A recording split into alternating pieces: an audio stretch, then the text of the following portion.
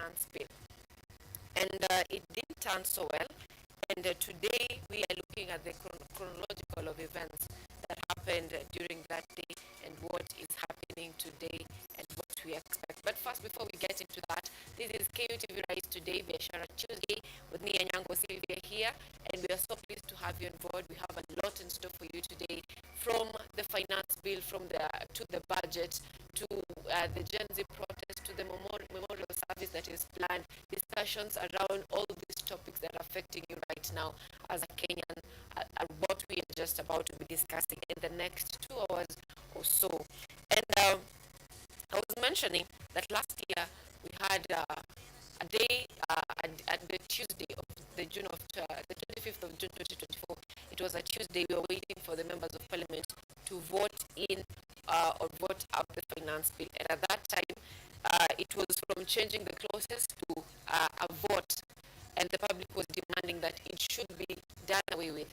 And we saw the members of parliament voting in the finance bill 2024-2025.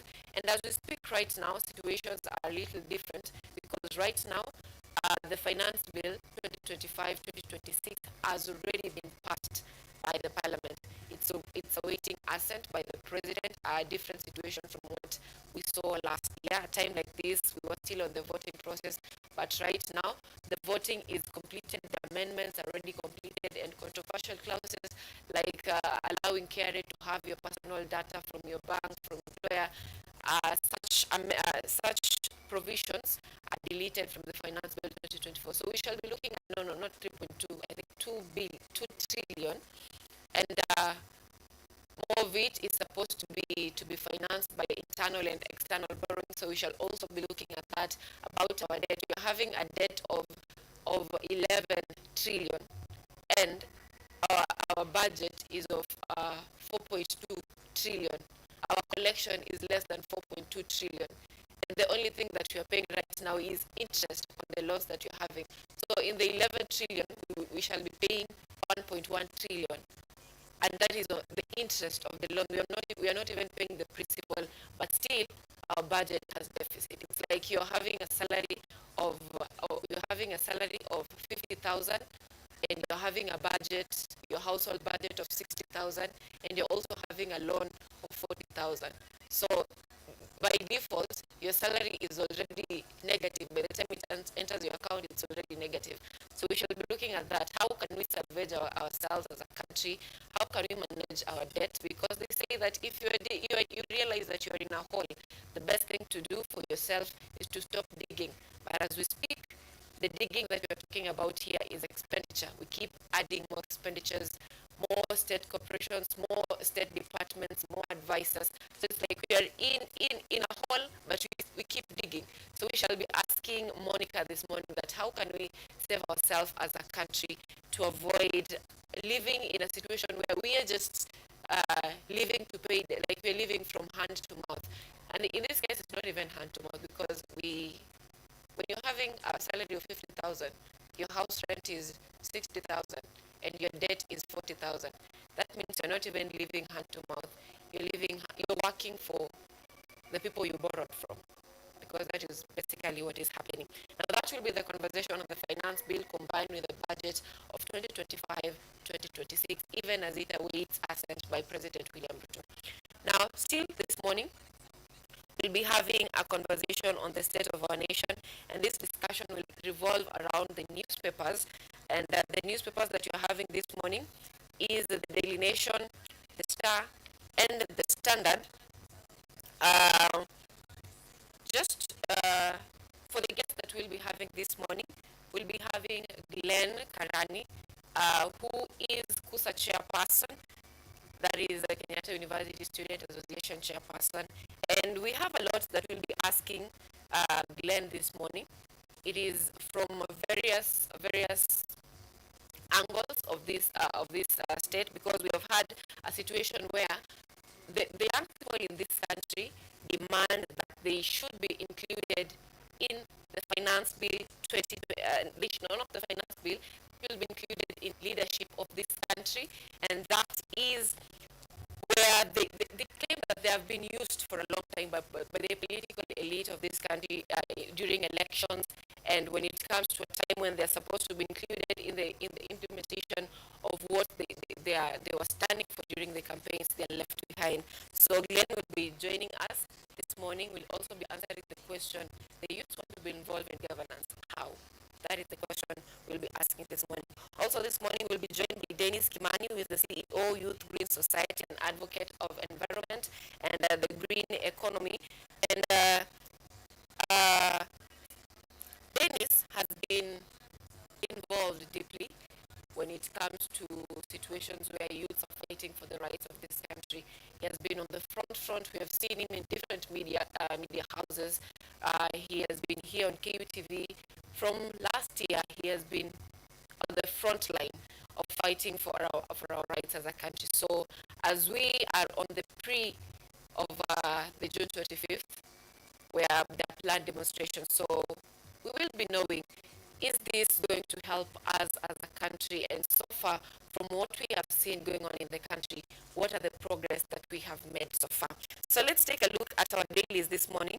The Standard says it is quite bold. It's always bold. And this morning it says exposed.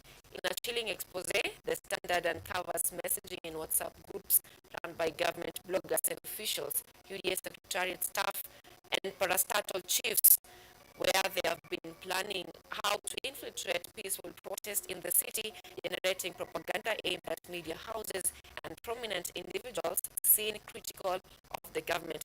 The tactics include unleashing goons to cause mayhem, with clear instructions to steal smartphones from protesters to stop them from capturing images of the protest and police brutality. And just so you know, the mainstream media is also targeted where the cameras are supposed to be vandalized or stolen or something like that. So it is a situation where the public is planning on peaceful protest, but the government is planning on chaotic protest. So as we are fighting for our rights, I don't know if these leaders know that no one has two lives, and you cannot be in office forever. So when mayhem and anarchy is introduced in the country, where the police are not seen as that superior. You know, when growing up, you had this idea of a police officer is someone you should respect, and when that person passes beside you, you have, a police amepita, huyo ni polisi. But these days, with the upcoming of goons, you fear a goon more than the police. But what does that lead us as a country? If we leave our security to the goons, the goons go with who pays them. So if for example, I hire a goon and I pay them, and tomorrow I don't have money, someone else hires them, they're against me right now.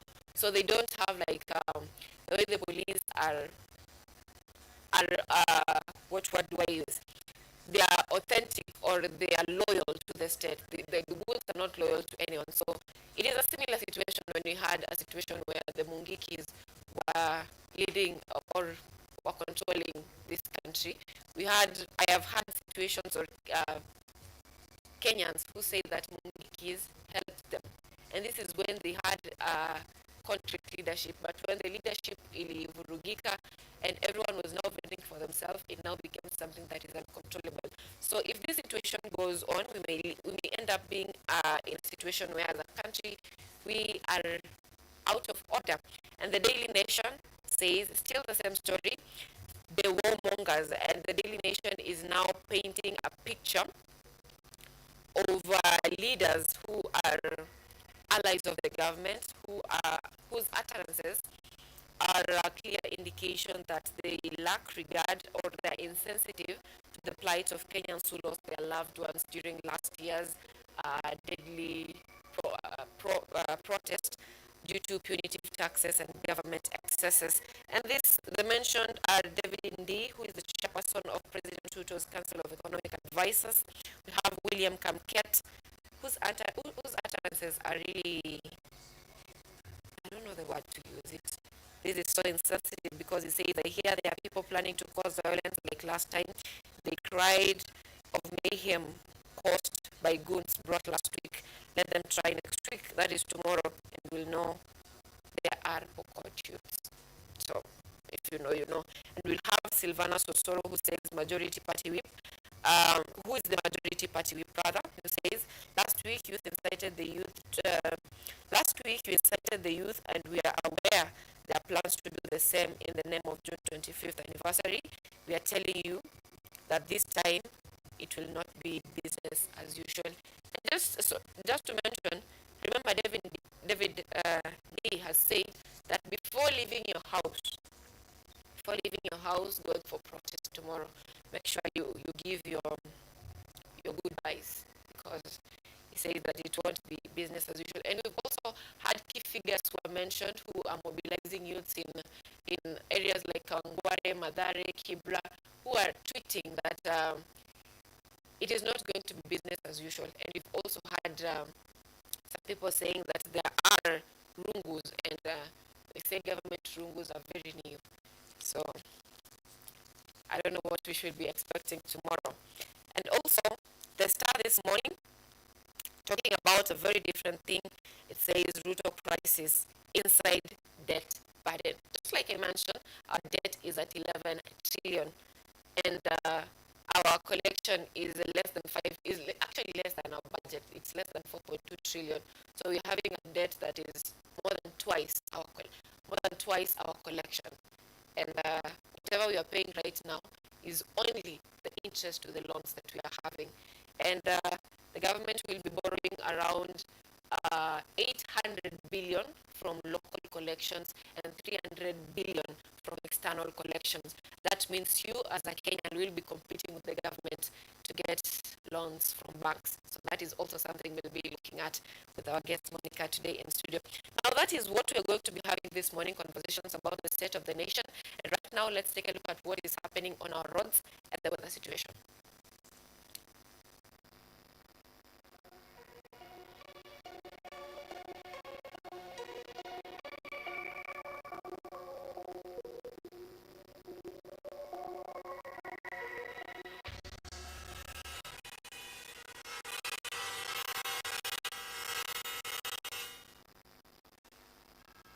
Right, I'm looking at the traffic situation, and this is courtesy of Google, or Maps as you may want to call it.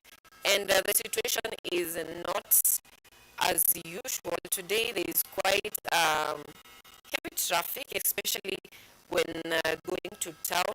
And today, let me begin far from home. That is from those people who are joining Mombasa Road. All the roundabouts along Mombasa Road, that is from the Uhuru Highway, University Way, Uhuru Highway roundabout, those people coming from Bunyala Road, that is those coming from Langata Road, all the way to those people who are coming from, if you're joining any tributary that is joining Mombasa Road. Today, as I look at it, all of it, there is quite traffic, and it's not just traffic, it's heavy traffic, especially those joining through Bunyala Road coming to town. And also, still looking at the traffic situation, that is tributaries leading to town now off Mombasa Road. If I look at Thika Road, where we are coming from, CC Watua, Thika Road, from Safari Park all the way to Muthaiga interchange, it's quite a heavy traffic. And utapumua kidogo when you're joining Ngara all the way to the obvious Globe roundabout. Entering town, there is also heavy traffic there. And those people who are coming from entering town through Kamukunji, wale wanatoka Jogoo Road, the way leading to town around there is quite heavy traffic. Those are those people joining town through, Gikomba, Kamukunji, all the way to town. Should we say the downtown? Now, if you're using those routes also, it is quite heavily packed right now. So those are the major tributaries leading to town, and you are seeing traffic. It's not very usual to have all the ways leading to town having snarl-ups. If not heavy traffic, it's just slowed down, because I'm seeing patches of yellow in almost all roads leading to town. So today, I will not tell you that if you're using this road, use this alternative, because all the roads are the same. So if you're in traffic today, just listen to us as we inform you on what is shaping your world in business and in politics, governance, and everything in between. Now, that is the traffic situation in Nairobi CBD. I won't mention other cities because yenyu itasonga too, don't worry. And now looking at the weather situation in Nairobi right now, it is 14 degrees Celsius. Feels like it is a little bit cold, but according to the weather that is Google, we are not expecting any rainfall today. So it's going to be a chilled weather. It has been that way for the last 2 weeks or so, and it is still going to be the same. No expectation of rainfall in Nairobi. So that is the traffic update and the weather situation.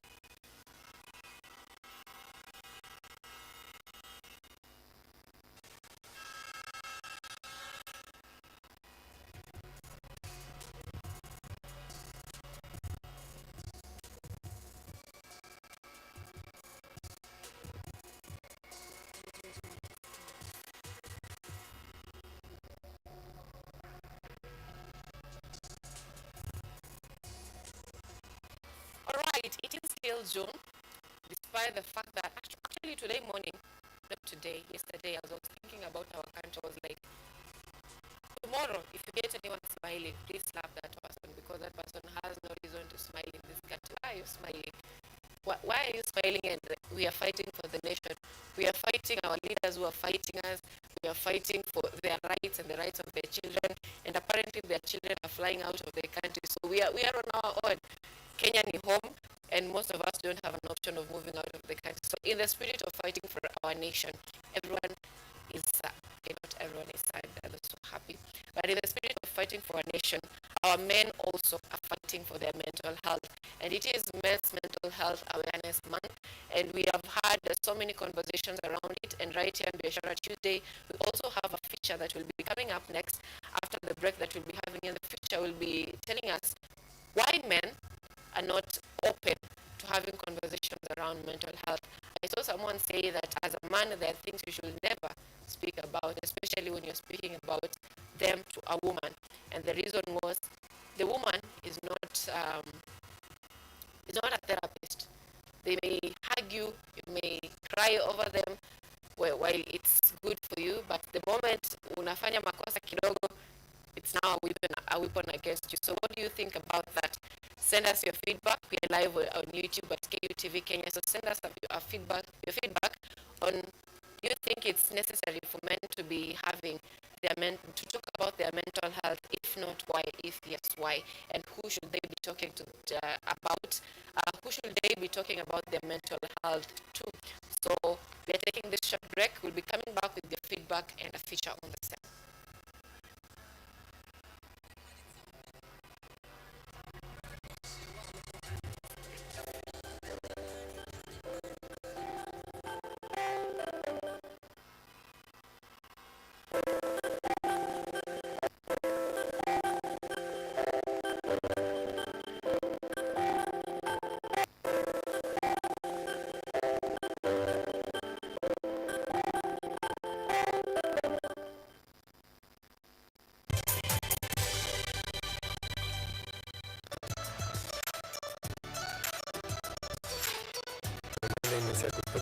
Associate Professor in the Institute of Philosophy of Economic University in Krakow, Poland, and I'm the main coordinator of the CAFE project, which is being here hosted by Kenyatta University.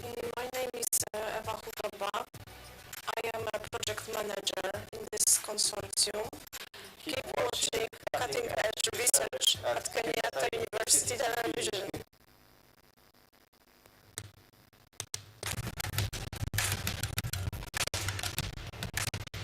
Access to knowledge.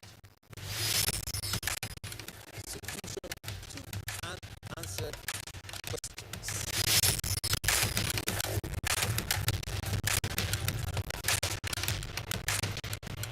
Guidelines to pursuing your rights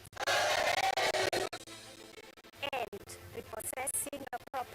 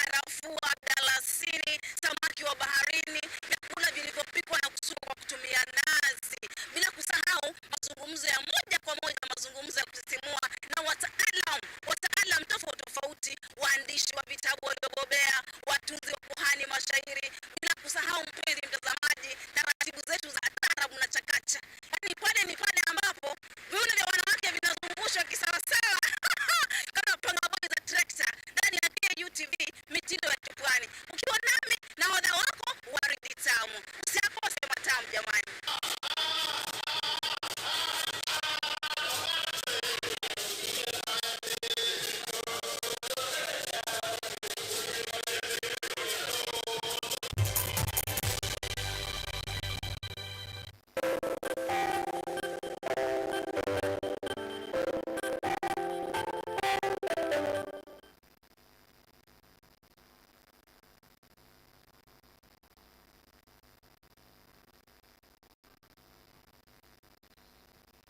Usually this talk about issues that you're facing as a man.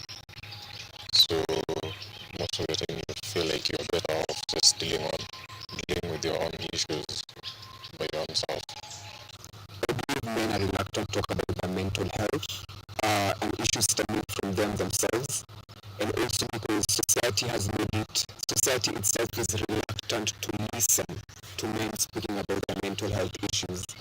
I believe many men are wired from the days they were born, especially this being an African context. We're talking about Kenyan context, traditional African communities context, and many are wired from birth that as a man you need to be strong, as a man you need not to cry, as a man you need to portray this certain kind of picture. And so I believe such kind of wiring, either call it ingraining, that kind of ingrainment upon many men makes it very reluctant for them to talk about their mental health, sorry. And also society itself is very reluctant to listen to men talking about their mental health. So yeah. I feel men are tumekuwa space fulani yenye society inasema dictates that lazima a man should be a man, like the brave Irish type of scenario in quotes dictates that a man should be composed like nothing is going wrong, but things are going down when I can say that's like society like has put a lot of pressure to us men that if you open up like you're weak, ukiongea na msee like utampea siri zako, so like unatoa kufuta na shida zako kuliko kuongea na msee asikujaji ama asione yenyewe jamaa anakuwa weak. So I can say like pressure tu ya say na ile tu ile na wanaume like kufuta na story yako peke yako.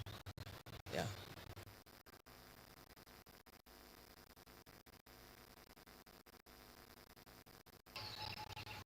There's this thought that men should be strong and they shouldn't be weak, so they're required to deal with their own issues, not projecting them to everyone else to help them with their issues.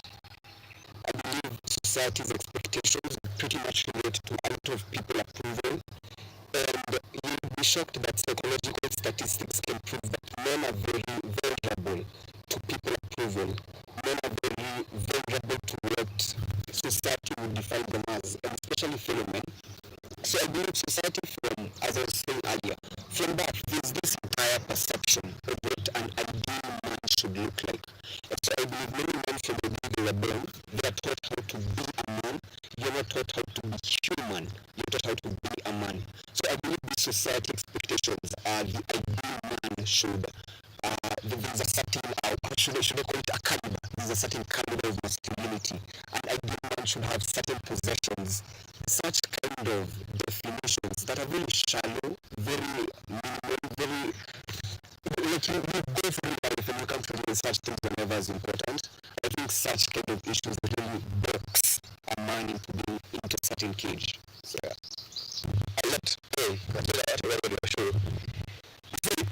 Society expectation of masculinity makes men hide their emotions. Most of men hide their emotions, especially women and like to a barrier, let's say, usually in barriers I say this, when it's your dad who's passed or someone close to you, as a man, you're not supposed to cry because society perceives you as a man. I can say that watu wengi sasa kuogopa ku open up, unapata like una carry a lot of things in your head. Unapata like ina get to your head, unakuwa depressed, unapata wasadi na commit suicide, like kwa sababu iko okay mentally, but mbele ya watu na pia iko okay, but deep down is not okay. Yeah.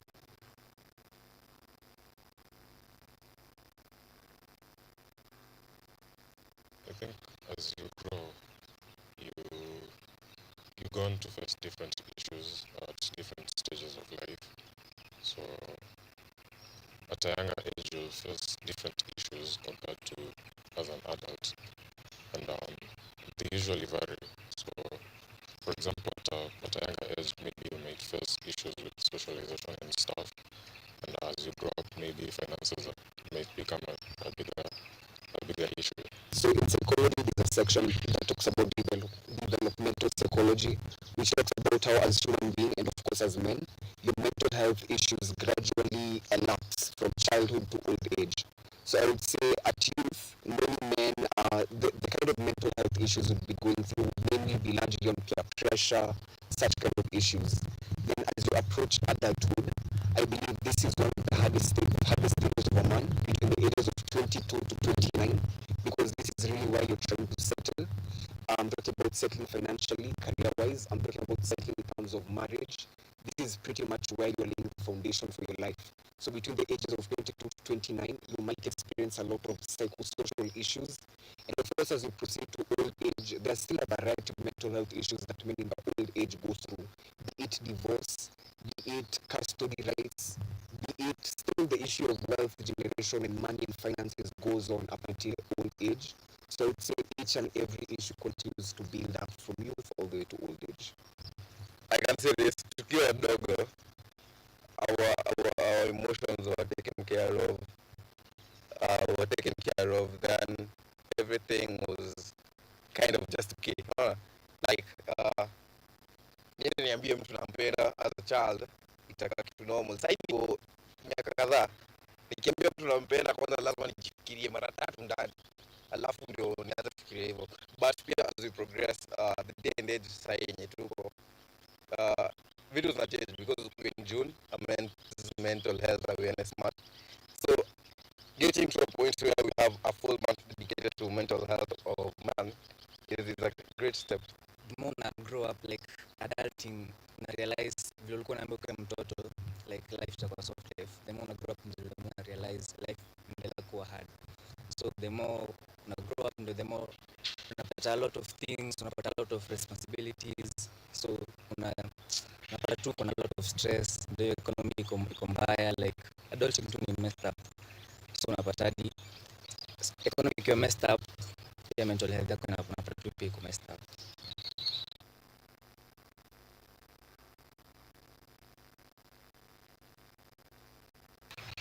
Yeah, actually, I would say I didn't avoid, rather I delayed. Eventually I did seek help, but I did delay seeking help as a result of people's expectations and people's approval. Yeah, true. There are times inafikanga unaona, yeah, I need help. Unaona? Hata kama ni financial help ama anything. Unaangalia around the people who can help you, perceive you as when you do. Then you end up suffering. Huku nje ni kubaya. A lot of times. Yeah, but there are few friends when unaongea nao, at least wana come through once in a while. Hata kama hawezi kusaidia, wanakujaribu tu kukupa solution. Na ukiongea nao at least una feel ni watu una trust. So ukishare problem unapata at least hata kama utapata solution, una feel tu wenyewe unapata relief tu kidogo ya. So una feel, but sisi wote wale tukiasi tu like a few people when unaweza ongea tu na like your close friends. Yeah.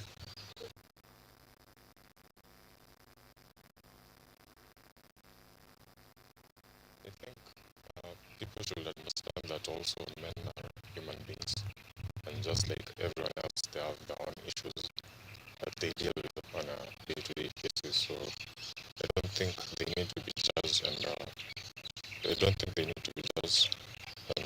whenever they seek for help, they should actually get it. They shouldn't be stigmatized. I wish for many people to be literate. I believe many, especially Africans and Kenyans, sorry to say this, but I believe many Africans are very illiterate about matters of mental health, matter psychology, matter psychiatry, a person can be having a genuine psychological disorder, maybe a personality disorder, like narcissism. And you'll hear people saying the person is possessed by evil spirits, you know? You'll hear people, aende kanisa, apewe mikono. So I'd wish many people to just be literate, many people to actually gain knowledge and skill. I believe there's a verse in the Bible, Hosea 4:6, that says, may people perish as a result of lack of knowledge. So I really just pray for people to gain knowledge and skill on these issues. Yeah. Men are delicate. Hey, bye. Men are delicate, by the way. Men are not always strong. There are times men break down. You've seen it a lot. Before someone gets to a point of committing suicide, you see, there are here families that the husband has killed the whole family. And I wonder, before I get your point, the people around them never notice that something is wrong and they need help. So yeah, check out male friends, mnunulia ice cream leo, afurahia.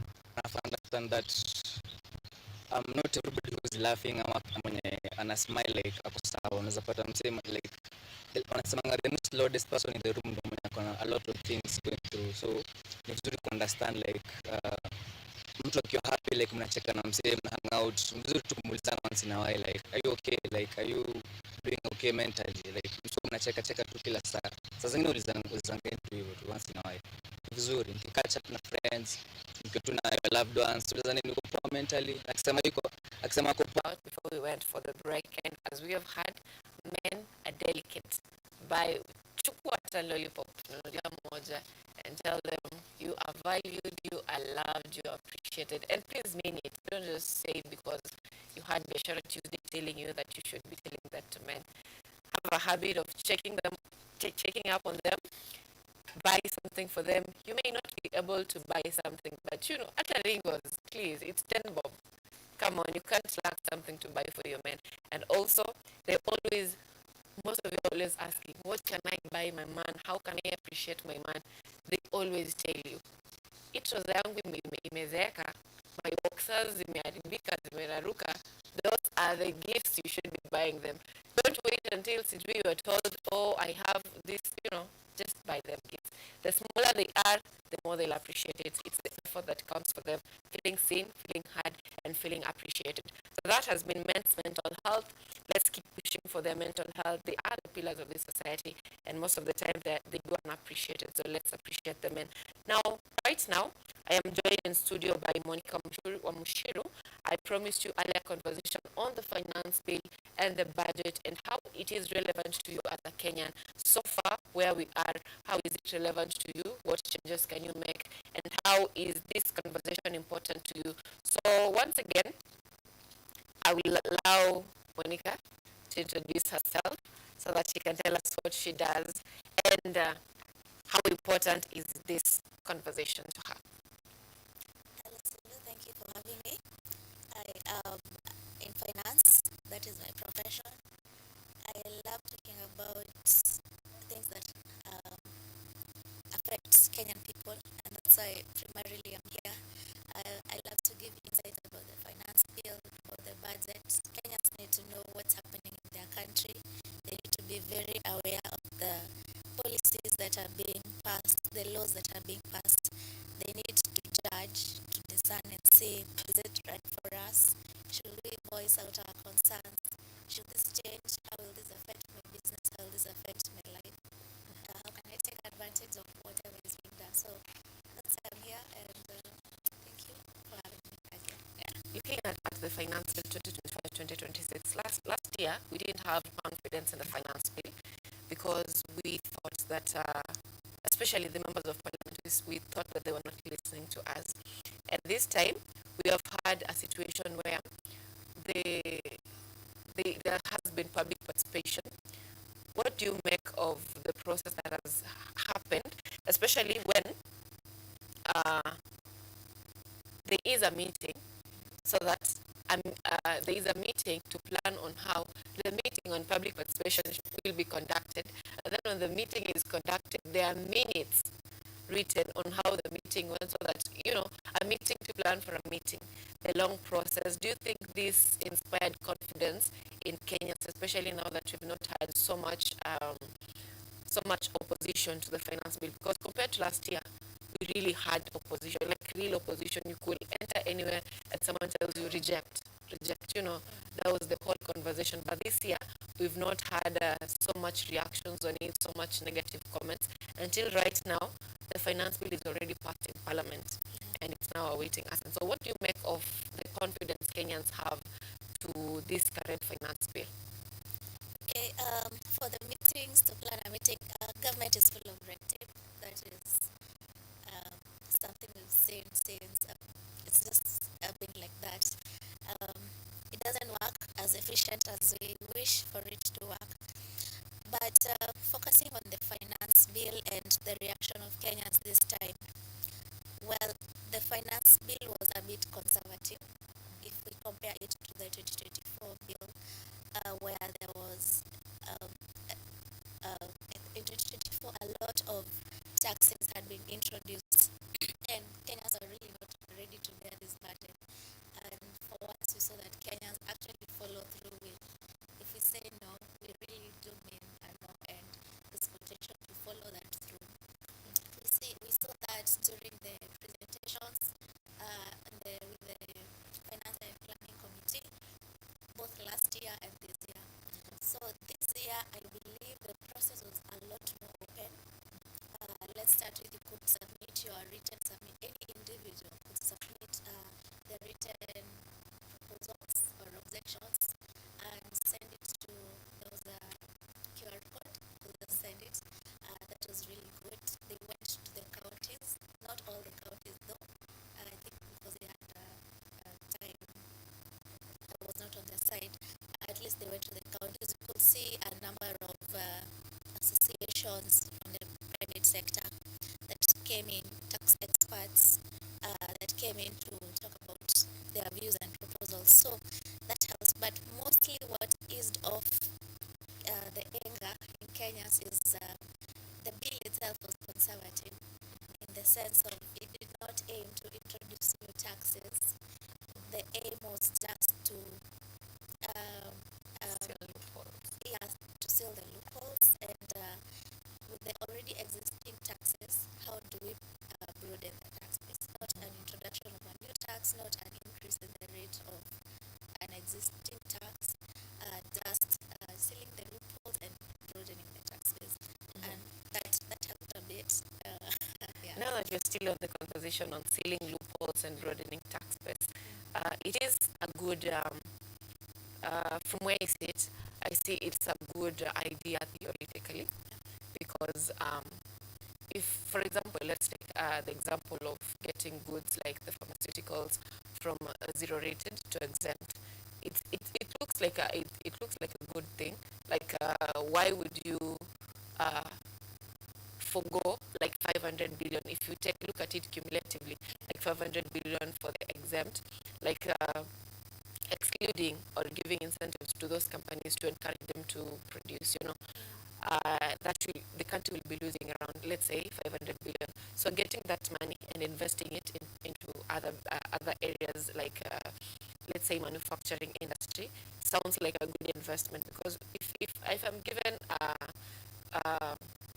the exempt of 16%, maybe on my local production, the goods I assemble, it may not necessarily encourage me to venture into that business. So, in as much as we look at it as it's good theoretically, but if we look at it in a good way, okay, as Ramacho and Daddy, let me use that word, all these taxes will be passed to the consumer. So do you think it is something that it is really achievable, or it's just something that it's giving more burden, especially to the common mwananchi? Alright, two sides of the coin. Definitely giving more burden to the consumer. And then, but what government is trying to do, or KRA is trying to, there's been a headache on VAT refunds and claims, because if a commodity is zero rated, that means I can claim. And so KRA has had the headache of dealing with people claiming back. So KRA owes people refunds, and now because the goal again of the finance bill was to streamline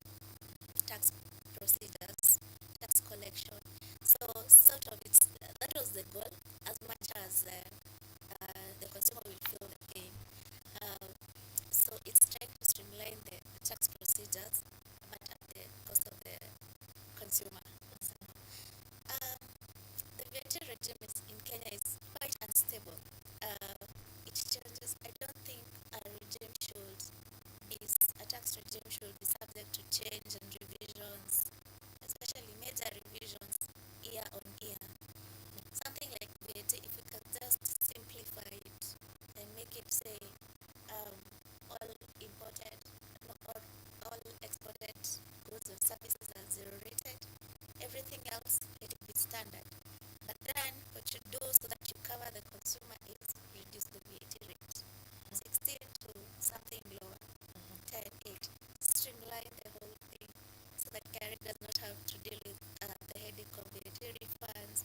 This good is zero rated, this one is standard, and then have to revise that year on year. At this point, I'm sure even accountants are having a hard time keeping up with what is standard rated and what is zero rated. Keeps on changing year after year. So that's one challenge with our VAT regime, the unpredictability. It is so dynamic, which then does not help with planning processes. It does also not help with KRA, because KRA has to put in infrastructure systems that costs money. It increases administrative expenses for the agency. Instead of simplifying the system to a point where administrative systems are administrative costs or cost of collecting tax or revenue goes down, so that it can be more efficient and the tax regime can be more understood. Therefore, more people will comply. At this point, you can find yourself in non-compliance simply because you don't even know what falls where. We shall be talking about the cost of compliance later. But there's this proposal of increasing the amount of time where KRA needs to do, all the audits and finalize your refund from 90 days to 120 days. There's that aspect also, but there's also this aspect, you've talked about the unpredictability of VAT in Kenya. How do you think that is affecting, especially foreign investors from coming in our country? Well, not just VAT, the entire tax regime. When an investor is coming, part of the planning processes is tax planning. How do I forecast my cash flows? I have to give a cash flow forecast for a very long period of time. What deductions am I getting? Again, there's also how competitive is Kenya in terms of an investor is looking Kenya versus Rwanda versus Uganda. It's not the time when we were there. We are not going to Kenya. No. We have real competition right now. So, how competitive are we? Is the investor getting good deductions? Is the corporate tax competitive? If they're going to invest in a couple of billion shillings over a couple of years, how will their bottom line look like? Will they dispense so much in tax, both if they are incorporated in Kenya or not incorporated in Kenya but having significant presence in Kenya? So all these things they look into, so there is unpredictability, which makes planning difficult, and then competitiveness in the region. If our tax regime is not very good, then other countries like Uganda, Tanzania, Rwanda especially will be asked to, investors will take more of their FDI there. So those are things that the government should look at, especially now that it's having liquidity problems. It's not able to raise money for itself. So then how does it raise money? It should do the best it can to ensure that people bring in their money. So it should at least make the tax climate as stable as possible, so that I'm bringing in my money. I can say for the next 5 years I expect XYZ, and then I can say Kenya is the best because I'm getting, it's almost like a special economic zone. I'm getting tax incentives. What am I getting from Nairobi that I can't get in Kigali or Kampala? So things like those. Now let me bring you back to the cost of compliance, because as we see it, complying with the tax regulations of our country currently is complicated because, for example, you signed you took tender, and then wananchi wa kawaida. Let me bring it this way: it's even hard for those who are in corporate spaces who are elite to file their own taxes. It's hard for them. They have to get someone to do it for them. Now let's take a look at a bigger company. It's already a problem for someone who is going to school. Now we have a bigger company which has, they have incentives, they have to claim, from KRA and all that. They cannot do it for themselves, so they have to go, to KRA offices to get the certificates. And there's all these complications in the process. You spend to file your returns, and at the end of the day, you're like, why am I spending to file my returns? So, what do you make of the current cost of compliance, especially now that it is so complicated? I mean, it should just be like, you are filing your tax, all things are done for you, press A, like very easy for you. What do you make of this right now? Well, let's look at corporate versus individual. So corporate, fine, they're certain, they have professionals, trained, good auditors, accountants, they get the gist. When it comes to individual returns, and this is where maybe KRA should really focus when it comes to broadening tax base.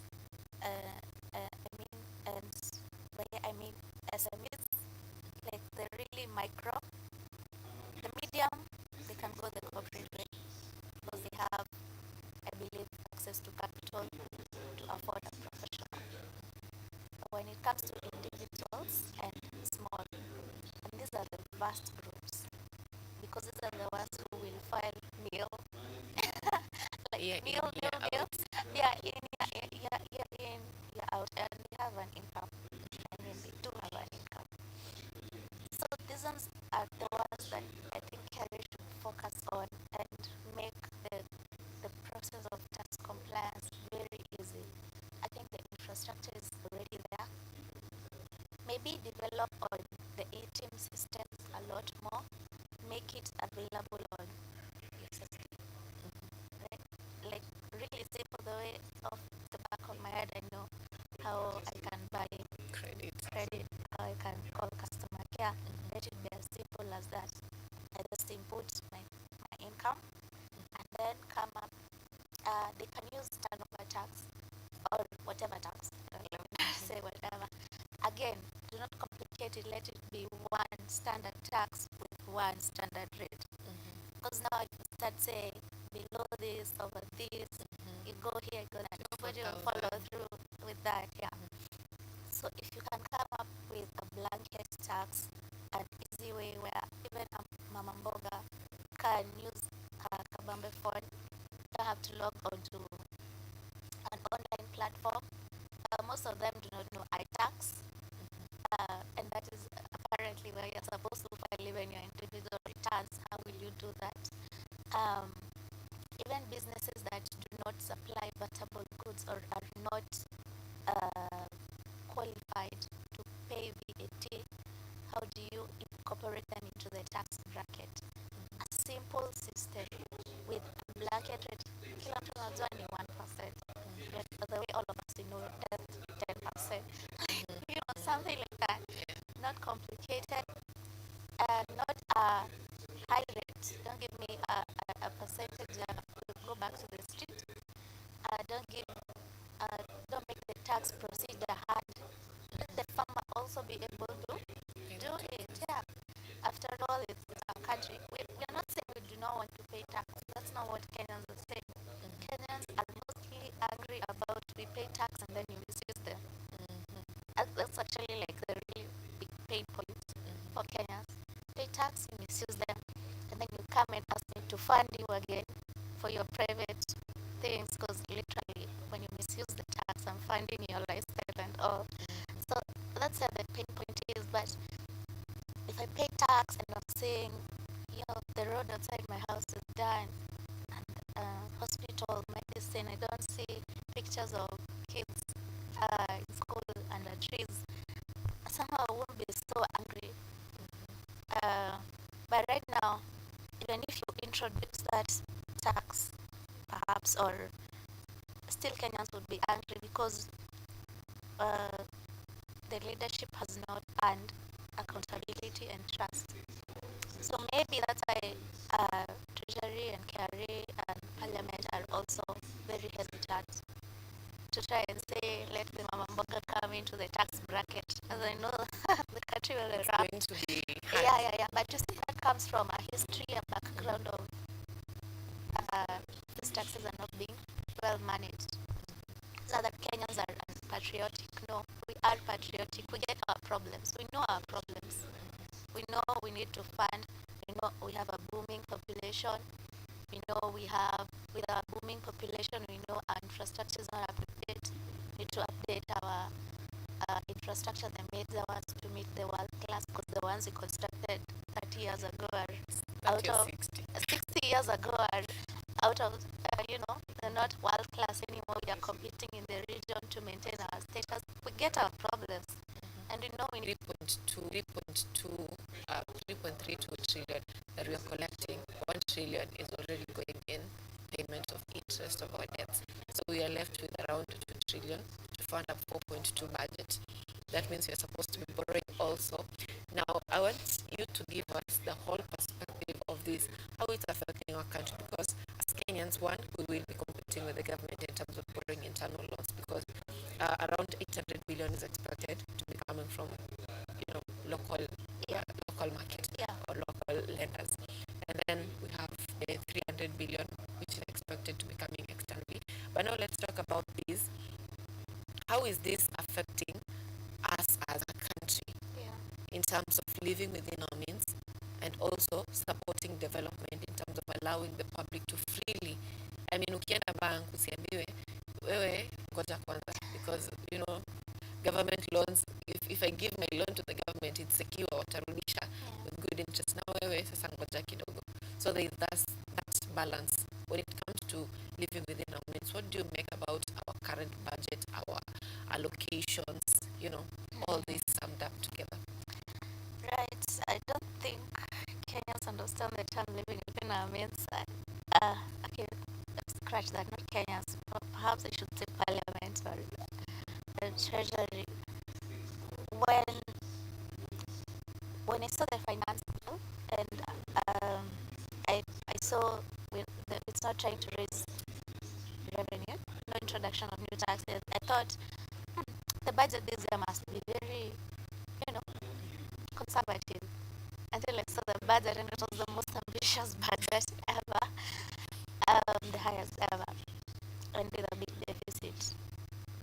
So then I wondered, how is the government planning to foot the bills? Actually, the 3.3 is a target, and currently, like in 2024-2025, KRA hit 2.8. So see again, it hit 2.5 against the target of 2.8. Now the new target is 3.3. Possibility of KRA hitting it, slim. So what means is the deficit is growing, it's gonna grow, which means we're gonna borrow more, and that means basically if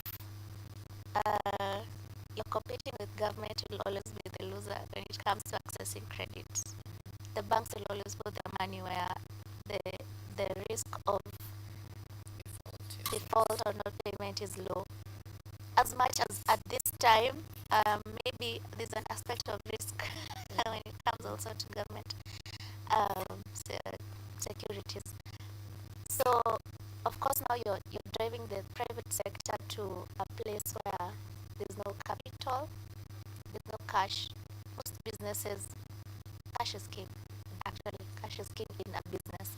So, if you're not generating enough cash, whether in revenue or you cannot fund your business in loans, that means that you're going to have a very big problem.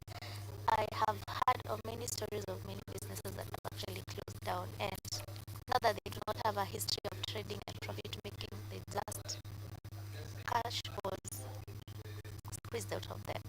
So you realize I cannot foot my operational expenses 1 month, 2 months. By the time I'm month 12, I just have to close this business down. It's not that the business model is not working. It's just I supply to people, they haven't paid me. The people who haven't paid me, they probably supplied to somebody else, supplied to government. Government is not paid. If you look at the pending bills for government, shock. Even government is not able to pay its own bills, and that trickles down to even the employee. No, I do not have disposable income. If I do not have enough disposable income, I won't also buy from the mama mboga and from the shop next. So it just trickles down everywhere. And since we already know that it's going to happen, and there's going to be a smaller, as much as the CBK is doing all its can, it's lowering the lending rate. It's at 9.25 right now. So even though the base lending rate for CBK is low and the interest rates, the banks have probably come down, still they're still competing with government. So the CBK has lowered the rates, but the bank will still rather go with buying government securities for its investments rather than, if I was treasury, yeah, probably I still need to buy. I still need to borrow from the banks because yeah, I'm cash strapped. I have a budget of 4.2. How do I fund it? I probably still borrow internally the 800. But what I do with the banks is I will give them such a tax incentive they can't resist for giving private sector funding. So I'd make them rethink their strategy. I'd make them think, if I get this tax incentive because I have invested in whatever, real estate, healthcare, whatever, um, then maybe I'd rather give to the private sector rather than, or so tax incentives can help to get the financials, give investors a tax incentive. The goal is to bring in the money. So whatever, how do you bring in the money? Financial institutions, investors, these are the people who make the money move. They are the custodians of the money. So they would make the money move. So, and if they move the money and lock it up in government securities, not good for us. Just good for me if I buy the securities, if I decide to buy. But if I can give them incentives that would be so good as to create a situation where they're thinking maybe I should lend out more so that I can get this tax incentive, or as for an investor to think, let me bring in the money to the country, let me set up in Nairobi because I get XYZ, and then I get to inject the money here. So it will have a multiplier effect on the economy and things will move. You just need to get people to bring in the money and to get the money moving in the private sector, MSMEs, because those are the ones that drive. Yeah, we have a couple of blue chip, they're the biggest taxpayers, but those blue chips, if we were to go blue chips versus every other person combined, so if we were to combine the power of both, then even Kerry would surpass its records in terms of tax collection. So that's one thing when it comes to getting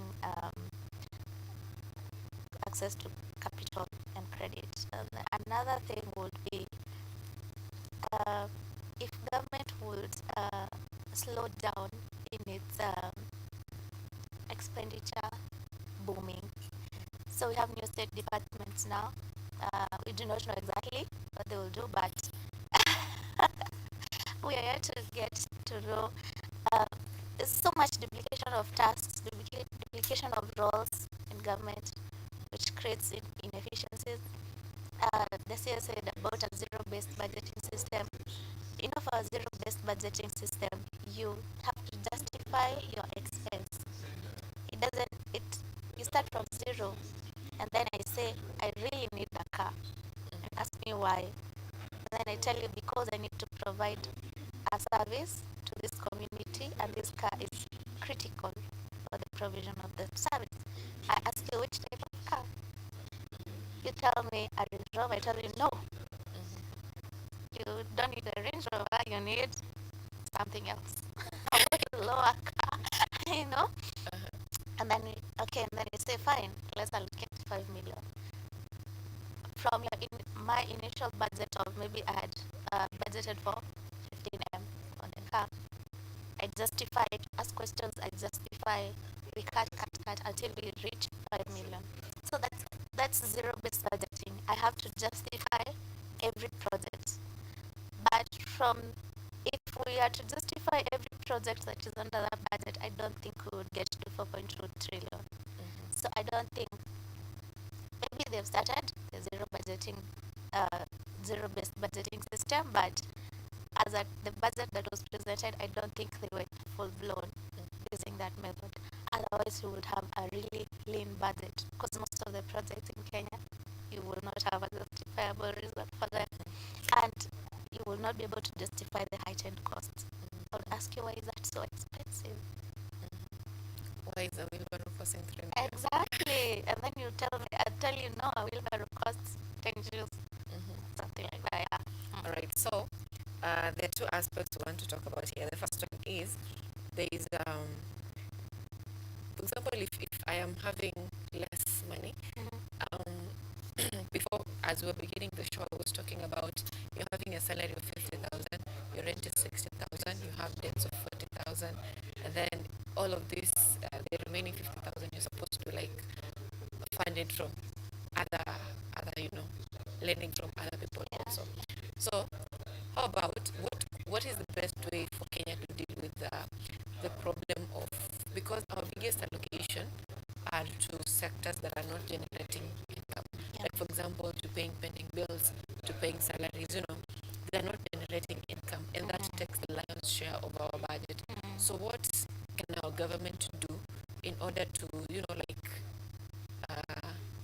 come up with a way that our budget is generating income as well? Because if we keep funding projects that funding debts, 70% of our budget is funding debts and funding bills, and we'll keep sinking deeper and deeper. So what can we do as a country to better this? Well, again, cut the spending.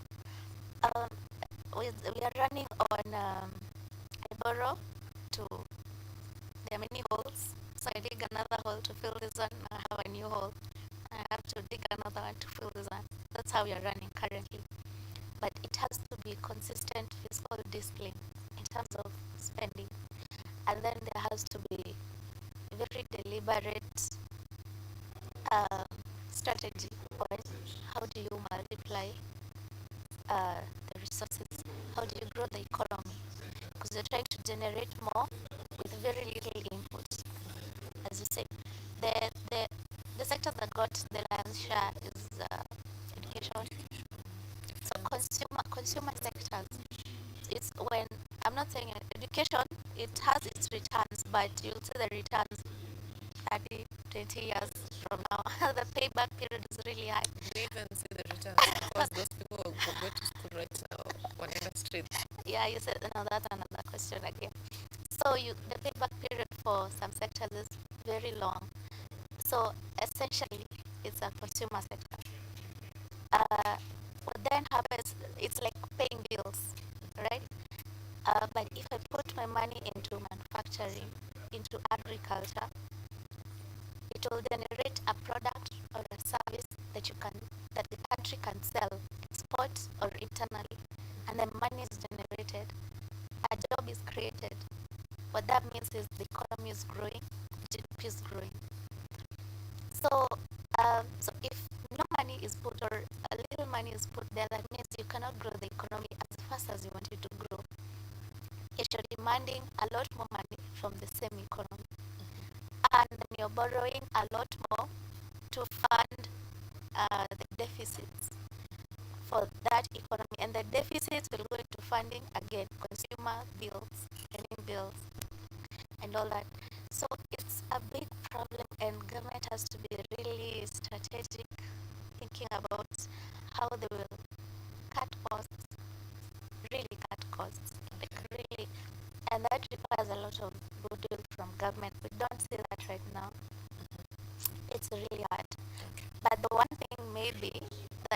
highlight was the e-procurement, because maybe it will cut corruption. Maybe. Because people cut corners. If in the e-procurement portal there will be ceiling, let's go back to the example used on wheelbarrows. So somebody puts up a tender on wheelbarrows. The state department that puts that up, they have to put a ceiling of the price. So I do not come with a tender that says one wheelbarrow is 3M. Like the e-procurement will not even accept it. So if we have such where they can cap ceiling, so say in this tender we are tendering for wheelbarrows and we are not accept, and there's a cap, there's a ceiling for pricing. Having factored your profit margins, you're not like saying you don't make profit, but make reasonable, not corrupt profits. Yeah.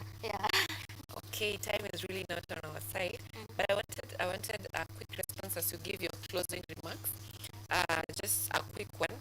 How do you think we have had our budget? We've also had our finance bill. How we're going to collect, funds to fund our budget? But then there is this development, the Israel, Iran war. How do you think it's going to affect our economy? And do you think we are ready, even as you give your closing remarks? Okay, are we ready? I don't think so. Well, maybe you can say we have more allocations to the defense department, as much as I don't think that was the reasoning behind it. We are non-NATO ally, so at some point we may be required to put in resources. If this, we pray it does not go full-blown war, but if it does, there's a chance we will be required to contribute resources, either military or financial, to the war. So when it comes to global trade, of course, there's interruption of supply chains. So things like oil, critical things that affect the cost of every other thing, energy, those oil, petroleum, if they're affected, every other thing just goes up. Generally, for a global economy to be okay, we need to have good trading, easy trading among all countries. So if we are divided in terms of we are in this block or that block, means I cannot trade in other countries, I cannot travel. Like many sectors, tourism, exports. So if my exports are hindered, we have a greater deficit balance of trade, which means that's even worse for our economy. Our reserves, foreign reserves, they start depleting. So a lot of things will go wrong. So we hope the war does not affect us that much. Yeah, right. we Or really hope it escalate. stops. Yeah, we hope it does not escalate at all. Yeah. Okay. Thank you so much, Monica, for making time for us this morning. Thank you. Our time is so we had a lot to discuss today, but time is really not on our side. That has been on the launch with Monica, discussions around the finance bill and budget, if we are really living within our means. And did you say goodbyes? No, you didn't. Maybe to say that let's be careful tomorrow. I hope the police do not use excessive force. Government should consider training the police on how to deal with the public without hurting them. They use live bullets. Yeah, it should be basics. Don't use live bullets on people. If anything, arraign in court. If anything else. Basic training, you say? Basic training. All right, this is the launch, and coming up next is a discussion that will be revolving around the state of our nation. That is Newspaper Review. We'll be joined by Dennis Kimani, who is CEO, Youth Green Society, and also will be joined by Glenn Karani, who is KUSA President. So much to talk about this morning. If you're active on social media, you know what is coming up next in the next discussion that you're having after this break.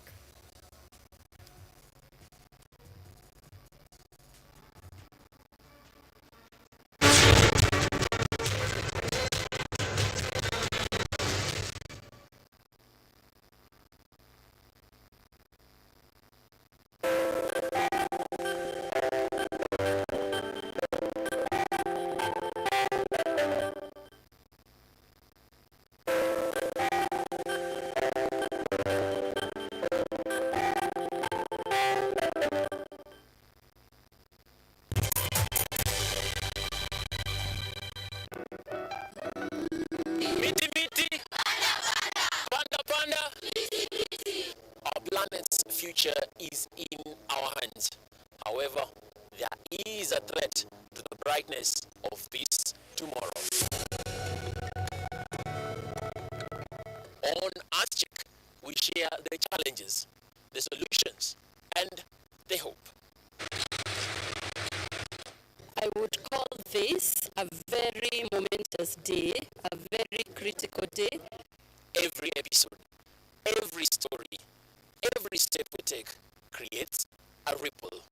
Join me, the environmentalist Emmanuel Kutosi, on KUTV every Wednesday at 8 p.m. and be part of Welcome.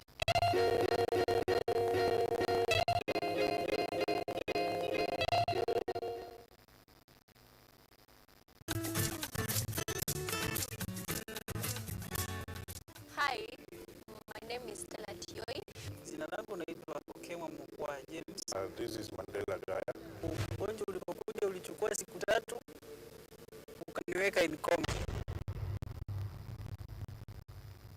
20 wamezikwa, 2 ndio wako hai. I don't even know how it feels to see.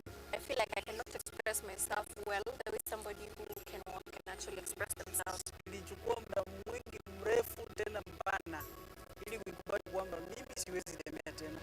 I've come to actually accept myself. Ukijaribu kumsimamisha mtu mwambie tafadhali nionyeshe njia. They find it quite strange talking to you. You should just make schools integrated, Inclusive setups. by providing the right facilities.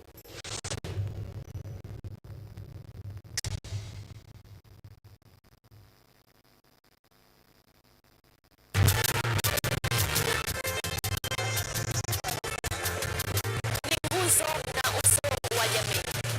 Anashuka akawa tuzo, ukakamavu wake, ukati na kufanya mwenye bidii, machozi na makeke, akabaini jinsi ya kuweni.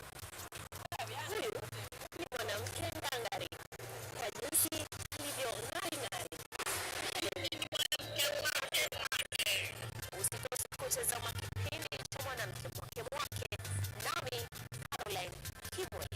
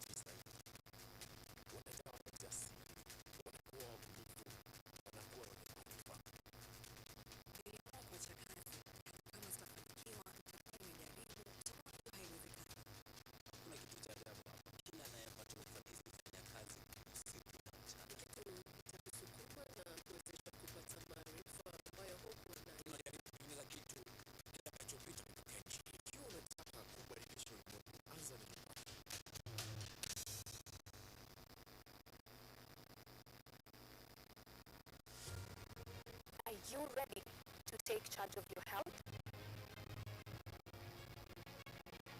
Welcome to Focus on Health, your weekly guide to staying informed and living better.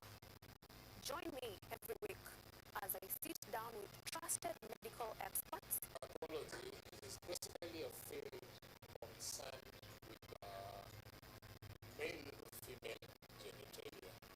Explore real-life stories During correlation campaign. and bring you updates and tips that are beneficial to your health. Because health isn't just important, it is everything. Tune in to Focus on Health every Thursday at 7:30 p.m. only on KUTV. I'm your host, Kania Marian, and I'll see you then.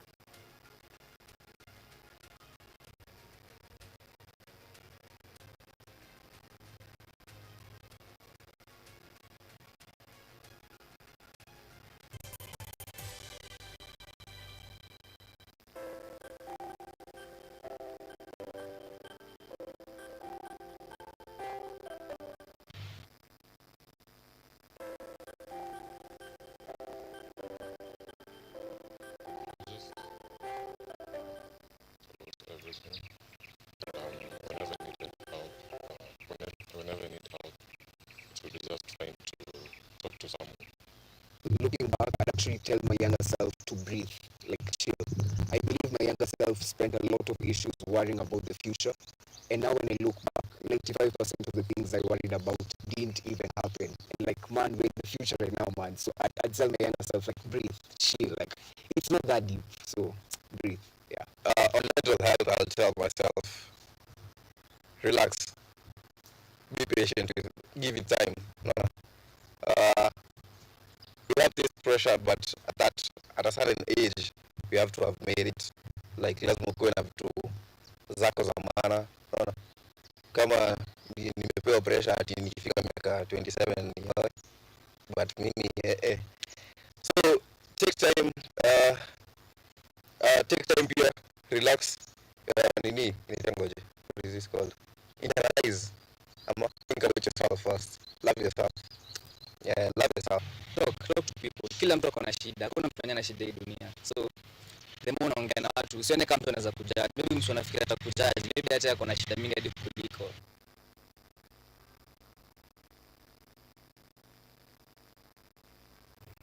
Yeah, they are, because if you have friends who are male, they actually take you as if you are their sister, and you take them as if you are their brother.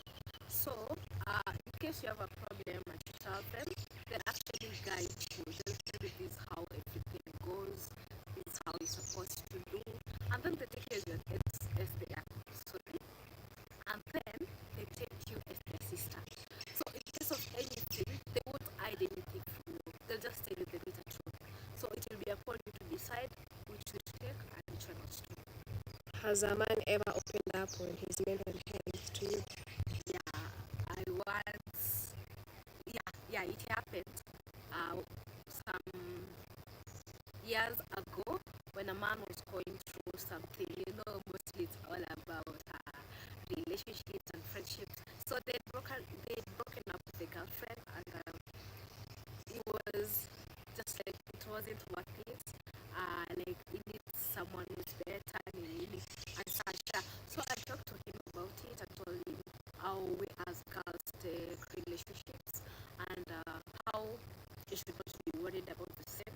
It got to a point whereby he wanted to commit suicide, but I talked to him and that got away from his mind, and right now it's okay. Do you think it's okay for a man to cry? Yeah, it is. They're human beings too, just like ladies. They have emotions. We all humans. It's okay for them to cry, because when you cry out, the feelings, the emotions disappear. So it's okay for them to cry. They're not better human beings compared to ladies. We're all humans. What advice would you give to men who find it hard to voice out what's going on in their mental health? Okay, just talk about it. No one will judge you. It's not okay for you just to keep quiet, yet you're going through a lot. Just find someone, talk to someone, and if you don't trust them at all, then talk to a stranger. Someone who will you'll never see them again, or someone who will just say, I met someone who told me about this and this and this. Not someone who will say, Fulani told me this and this. I think, yeah.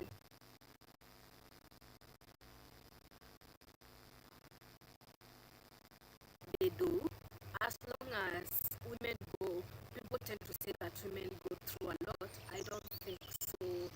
Also, men go through a lot.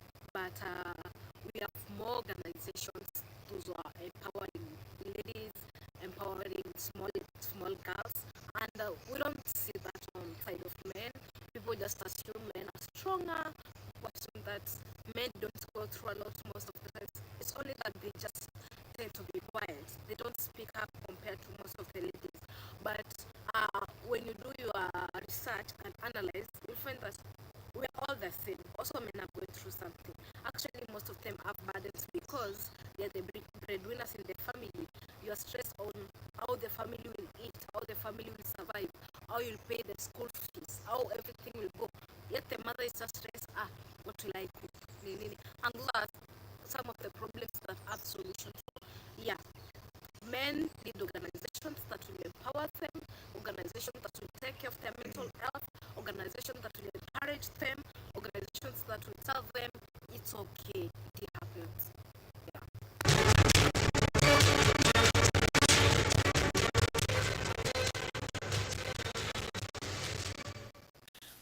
Right, welcome back. This is Biashara Tuesday. We have had so much discussion surrounding the finance bill, the budget 2024-2025 with Monica.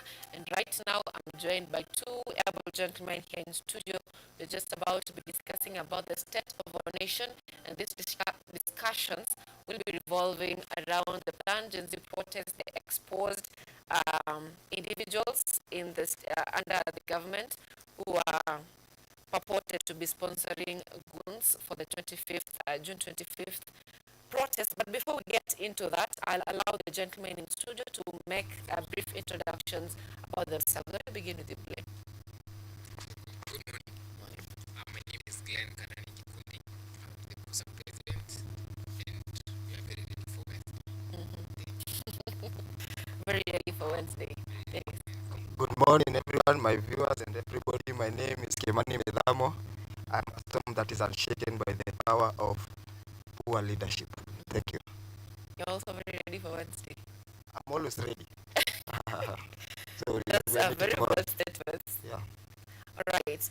Now, this morning, if we look at the dailies, if we'll be taking a look at two dailies, and I'll just make a brief read. That is the Standard and the Daily Nation. Let's begin with the Standard. Kenya's bold newspaper, they say. It says, in a chilling expose, the Standard uncovers messaging in WhatsApp groups run by government bloggers and officials, UDA secretariat staff, and parastatal chiefs, where they have been planning how to infiltrate peaceful protests in the city, generating propaganda aimed at media houses and prominent individuals seen critical of the government. The tactics include unleashing goons to cause mayhem with clear instructions to steal smartphones from protesters to stop them from capturing images of the protest and police brutality. And we have several names there. We have Antonella Kakuko, UDA propagandist. We have Calvin Oko, popularly known as Gosho, political mobilizer. We have John Peter Kamau, UDA propagandist. We have William Kamket, who is a TRT member of parliament. We have Elizabeth Waithira, who is popularly known as Liz Wasakaja, also a political mobilizer. And we have several messages from their WhatsApp group chats and to their Twitter messages where they're saying that hiyo haraka ya kwenda sayuni sijui umetoa wapi, lakini Waswahili husema mtoto akililia wembe mpe. That is a message by Antonella that is on her Twitter page. And also, if you look at the Daily Nation, we have the biggest headline they have it there is the warmongers, and we have three persons given there, and it says that some of President William Ruto's allies have sent a chilling warning to Gen Zs, civil society activists, and opposition politicians planning to take part in countrywide protests tomorrow to mark the first anniversary of the 25th 2024 historic invasion of Parliament. And they say that this is a regrettable statement, apart from stoking public anger. Let me just read the statement so that tujue why is it that wanasema it's bringing anger. We have David Ndicha, person of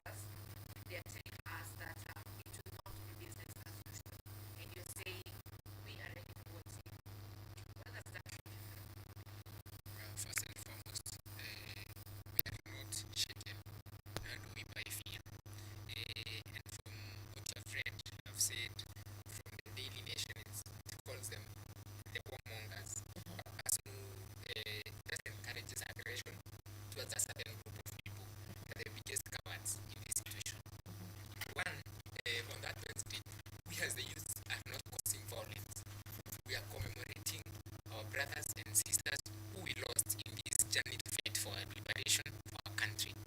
So in real sense, when you look at them, they're the people who are buying the fear. We are not there to cause anarchy. We are there to fight for our rights. We are there to say this is wrong. We are there to tell them they have neglected their duties. They are very incompetent. And as Kibaki once said, that nobody is a child of another. To tell them what to do. Everybody has a freedom to say and express themselves in this country. Yeah, thank you. All right, Dennis, how does this make you feel? It does not change me. It does not shake me. It makes me want to wake up tomorrow morning and go to the streets because I'm never ever ready to buy fear. I'm already broke. How can I buy fear?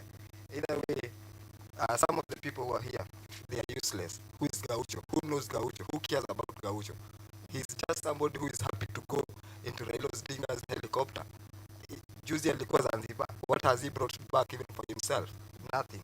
When you hear what this woman is saying, he's a disgrace to women because he cannot be telling children of women that tomorrow you're going to die. Why are we going to die? As we are peaceful, we have no weapons. So how am I writing my death by going to the street? Either way, it is my constitutional right to go to the streets, and that does not dictate that my grave shall be ditched that day.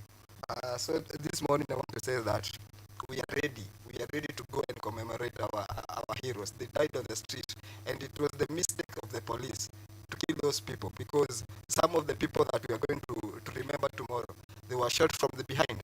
Even in football, you cannot tackle anyone from behind. Go in front, shoot him, because that shows that there is something that is in between you and him.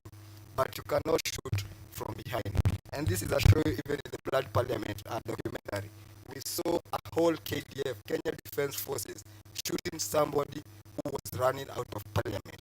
We are not going to be afraid, and tomorrow we're in the streets. Yeah. There is the aspect of being ready to fight for your rights.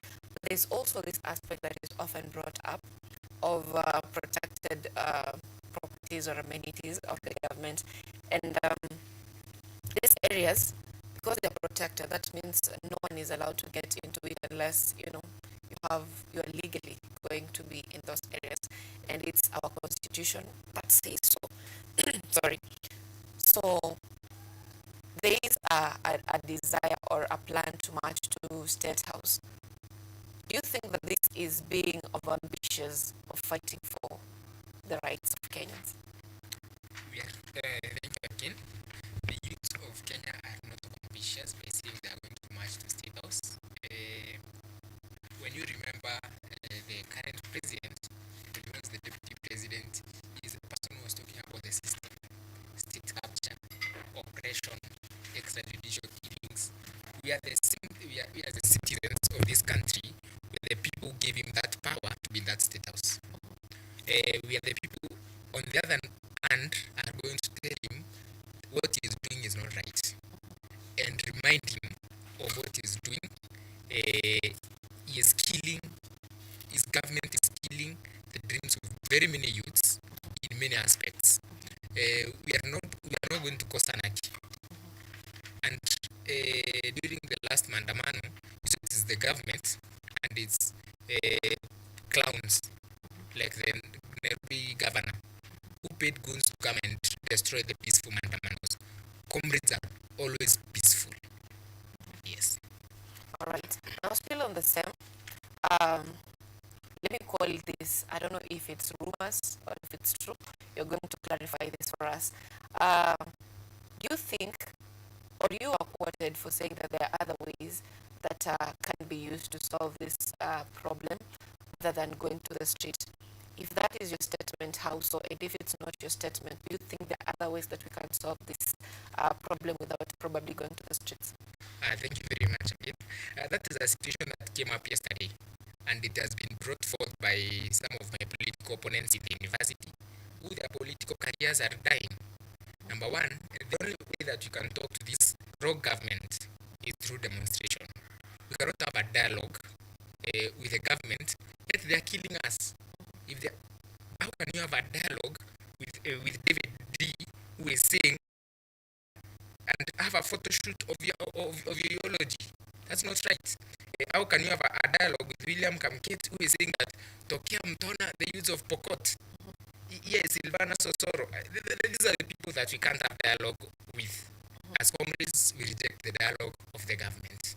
That is my official communication and my official statements. Yeah. And do you think there are other ways that we can resolve this without going to the streets? Streets are the only way we can resolve this. There's no any other way that you can have a conversation with a government that is full of incompetent people, full of people who have neglected their duties. If this is a government that could be responsible and come out and commemorate with us, what we are saying, come out on this Wednesday, let's make it even a public holiday. The youth of this country this time have done a great job.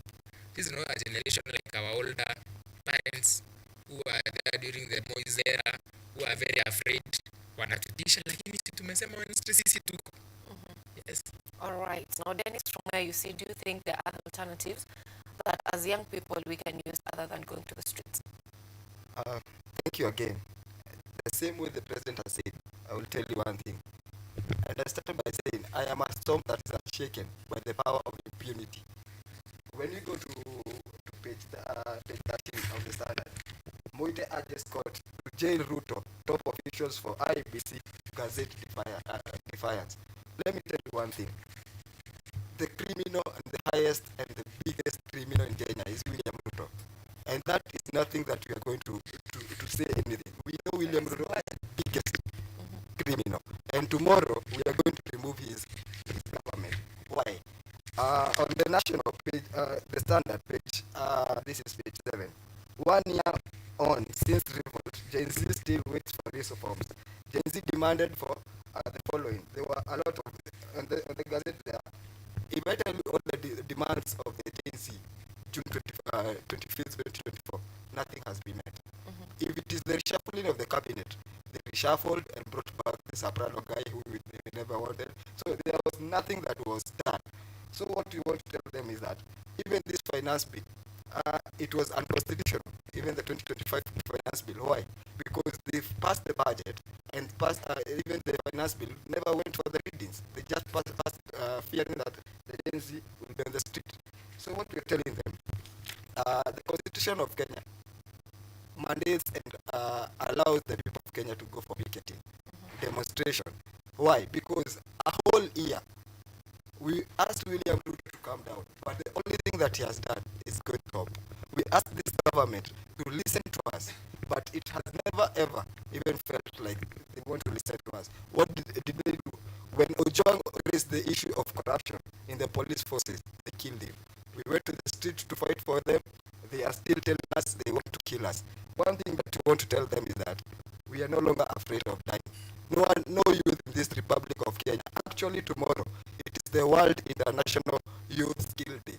All the youth, let's go to the streets and show them our skills. Our skills is not fearing. Our skills is not crying to our parents. School fees imepandishwa, sina help, sina anything. That is not what we are going to do. This is our country. This is the country that God knew that we're supposed to be there. And therefore, kesho mapema. If it's about ideology, niko na suti leo napitia pale hivi nipigwe picha basi. All right, just to clarify, our finance bill went through reading. It was discussed in Parliament and passed, and right now it's awaiting assent by the President. So it also went several public participation, though not satisfactory as many people see. But we can't necessarily rule out that it didn't go through reading and public participation. Now, the June 25th protest, it is meant to remember the lives of those who lost their lives during the June 25th protest. But what I'm hearing from you here in studio is that it is a day that is planned to, make the government accountable. What is the relationship between seeking justice for those who lost their lives or remembering their lives, marking the 25th, the 1 year anniversary, and fighting for justice? What is the relationship with that? I mean, going to State House and remembering the lives of those who lost their lives, what is the relationship between the two? First and foremost, this day, we are saying it's a memorial day. That is our first agenda. want to remember the comrades who were killed during these protests. We have made a big milestone as a country in terms of youth speaking and saying and speaking their mind. In this day, we are going to remember our fallen comrades, and in that regard, in remembering them, we will be petitioning to the government the issues that we are raising to be addressed. Up to now, they have not been addressed. Stopping the police brutality, extrajudicial killings. The government should stop killing us. Kama mimi, au niaji ninatishia serikali waniue. Last week during the mandamano, one of our comrades was shot at the neck, and you saw me at KNH with a comrade, which is very unfortunate. That's a comrade who is very armless. He was not even in the demos, to be honest. Yeah. All right. So you've not yet given me the relationship between the two, because if we are supposed to remember those, don't you think it's good to give it a chance for that? Because if we say that we are going, if we say that the youths will be also going to State House, that means they'll be going to a protected area, and that means it's like inciting violence, because there's no one who goes to a protected area and comes out without violence coming out of it. So are we doing a double speak where we are talking about peace, and then at the same time we are giving agendas that will definitely incite violence? I don't think there is anywhere that we have said we are giving violence. People have visited State House many times. Yes, this is not the first time.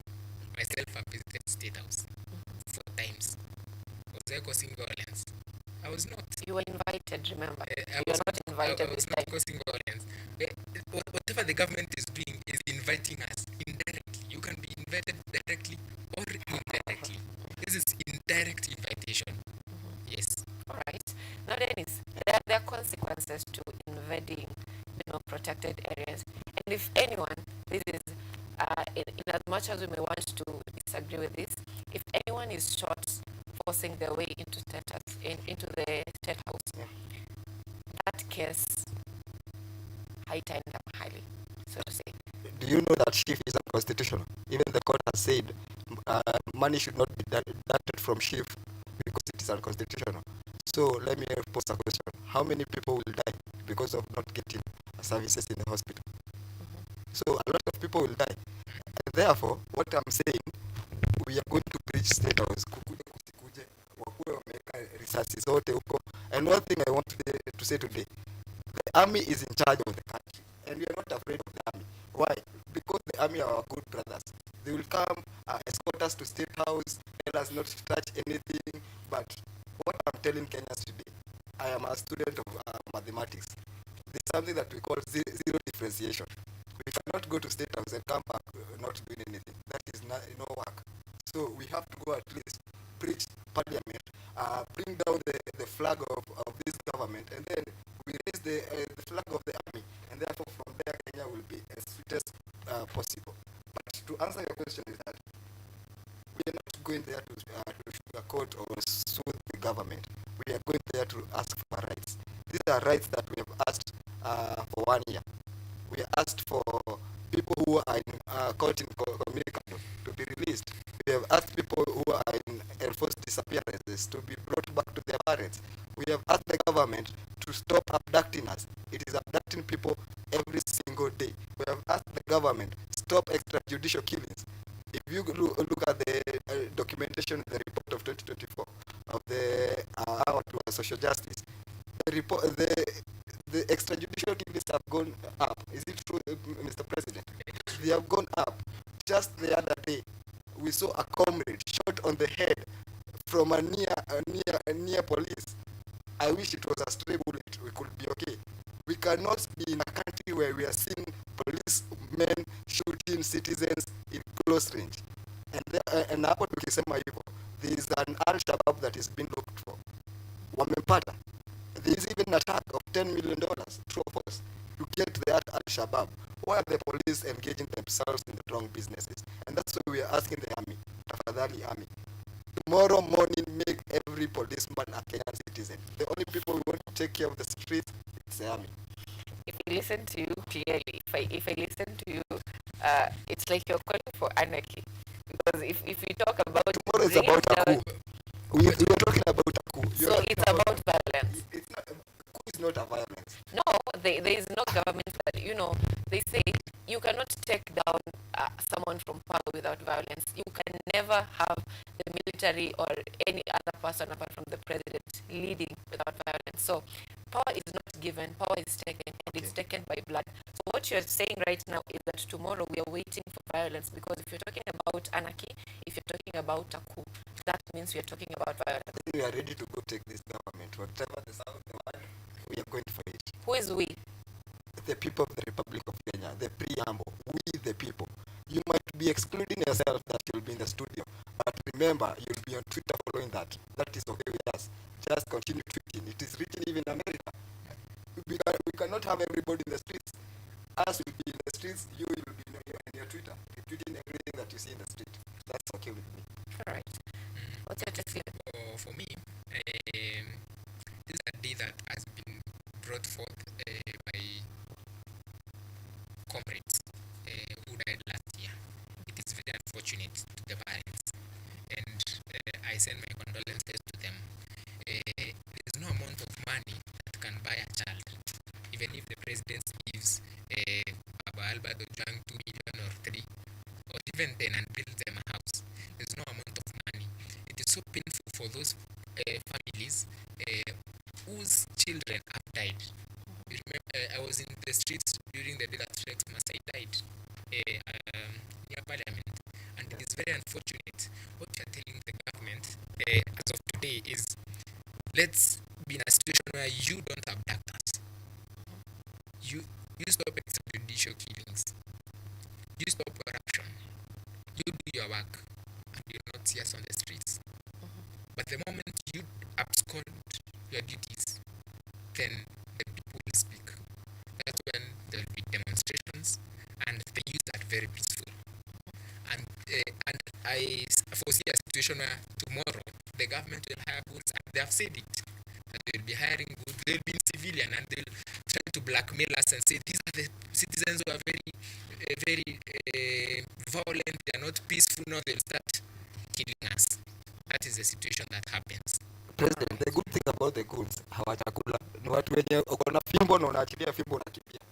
So we are not afraid of the goods. And also we put this on notice for all the business people in the city. Please remove your property. If you sell iPhones, just take out the iPhones, zipeleke home to stop the thieving. Because you will tell people they will steal. That is something. If you allow William Ruto to steal, why are you not allowing the peasant to steal? Either way, what we are telling people, we are not going back. We have to reach State House tomorrow. Yes. All right, those are your words, not the words of Kenyatta University Television. We released that. And by then, State House is not as protected as you think. It may not be as protected as we think, but yes, here we are looking at the legal aspects of it, the constitutional aspect of it, what is right to be done. And before we get out of this conversation and get into other conversations that are affecting us on the state of the nation here on Newspaper Review, I'll ask for your remarks on what is it that is driving this, I don't want to call it desperate because it's not desperate. What is this that is driving the selfless, you feel like I need to go, hata kama nitakufa, let me die? From the previous protests that we have seen, we've seen watu wameandamana, people have lost their lives. Kuna wale ambao bado wana uchungu, kuna wale ambao they still have bullets. Kuna wale their legs, arms have been amputated. And still, we have not seen change. So what makes you think that tomorrow's protest will bring change? And if so, how? Thank you very much again. And tomorrow we are not protesting for a lot. Tomorrow we are commemorating. It's a memorial day. And we would also ask the government to make it a public holiday. And to all the comrades who are listening to us and who are watching us, we would like to petition to you. Tomorrow let's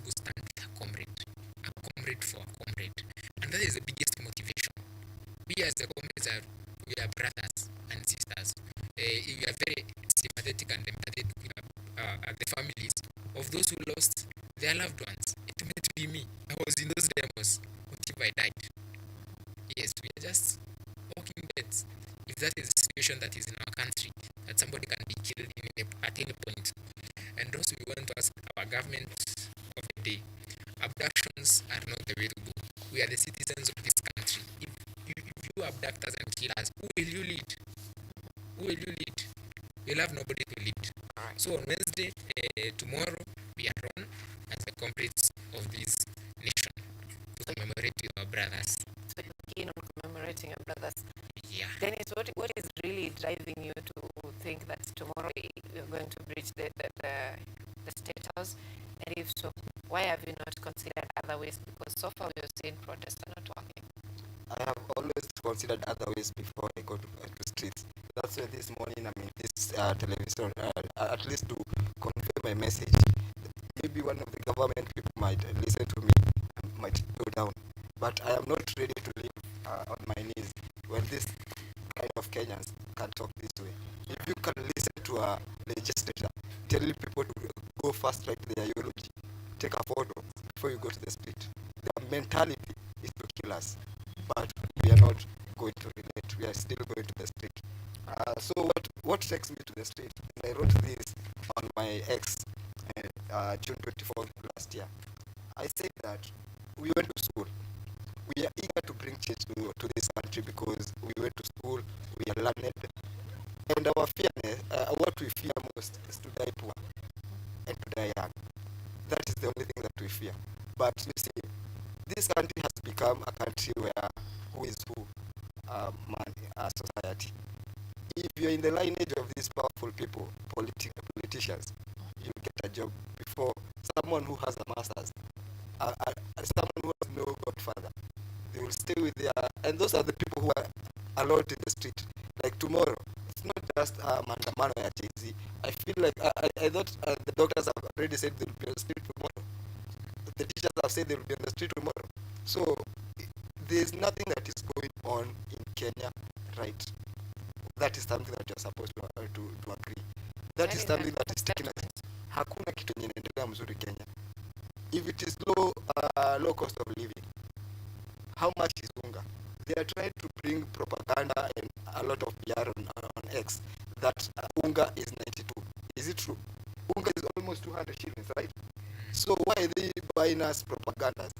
Actually, we are young parents. We have children.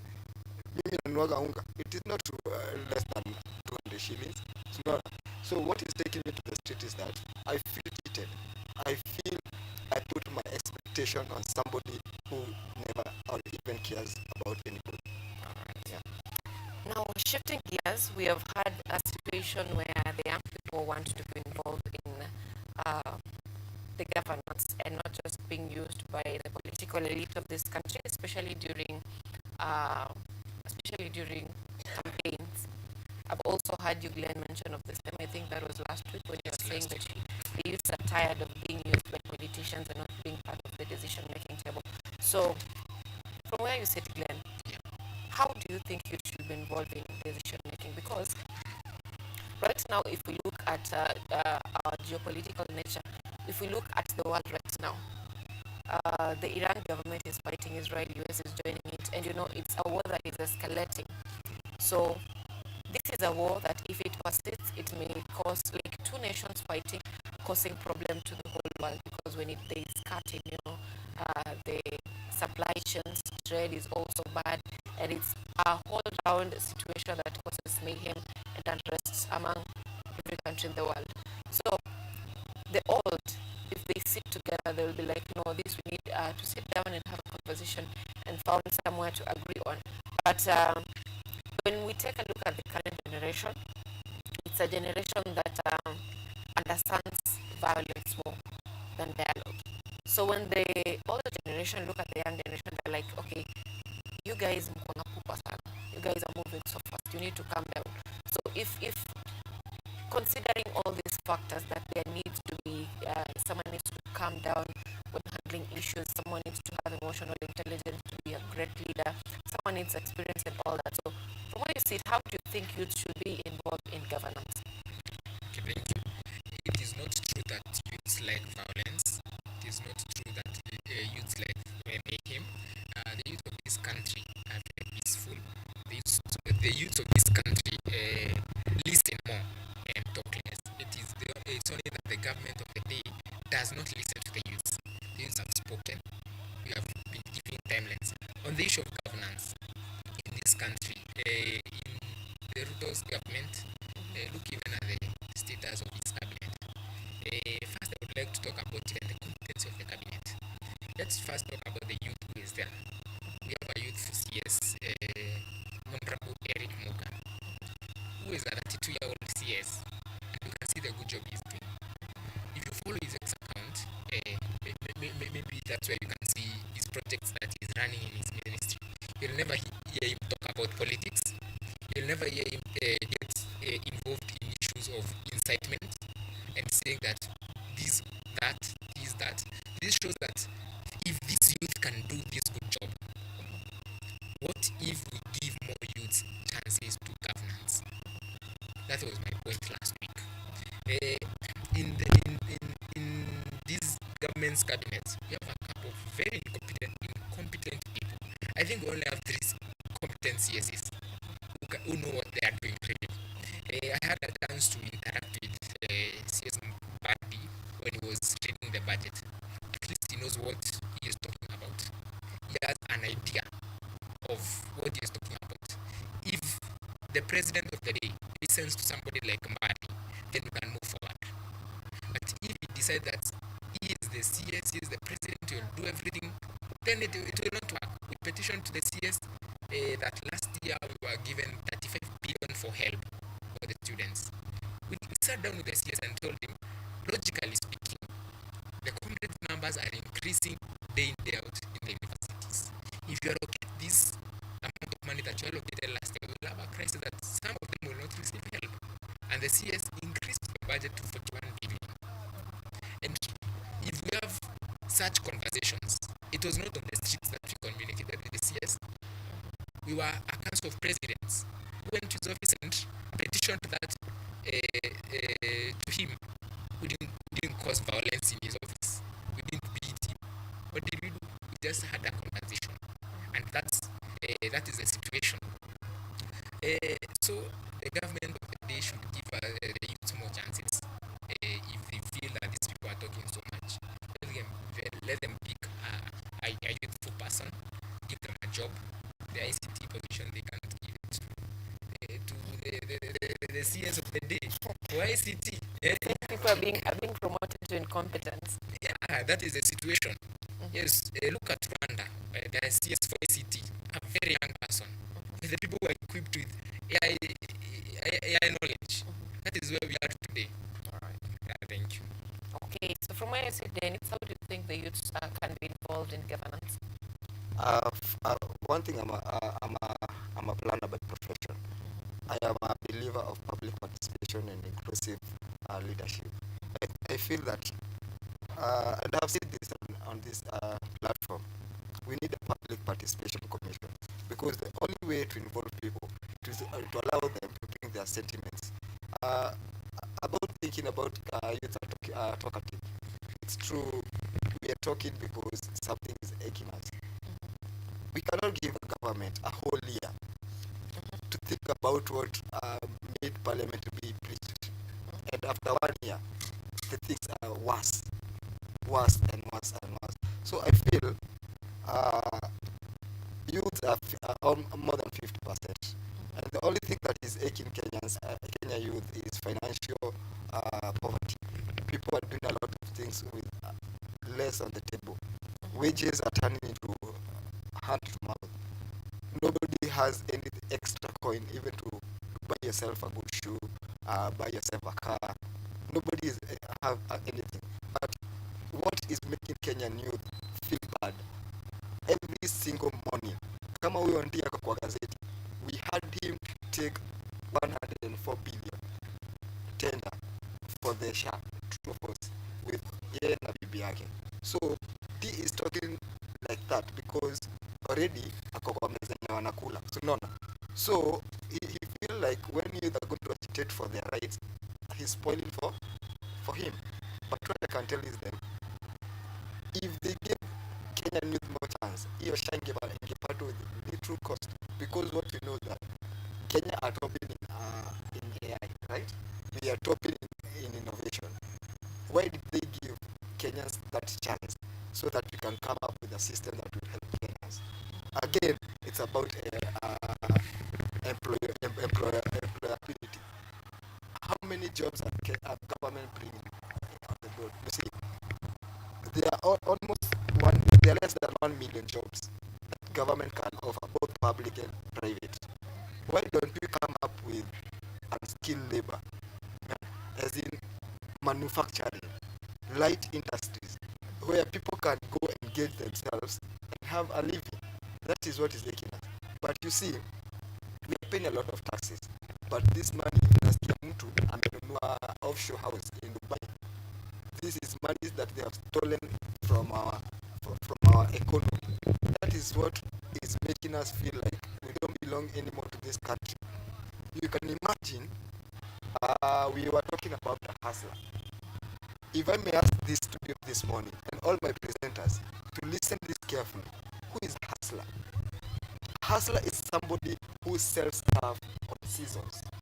When it is raining, what people need is gumboots and umbrella. President. When it is sunny, people need ice cream. When it is COVID season, people need barakoa, mask. When it is protest, people need a mask. But last week we saw a person selling mask being dropped down. You want to tell me that police had no literacy to know that this person is a hustler? And that is where we were lied to.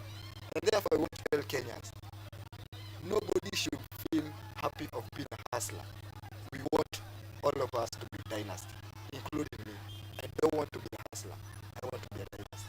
All right, any last words for our viewers? My last words is tomorrow.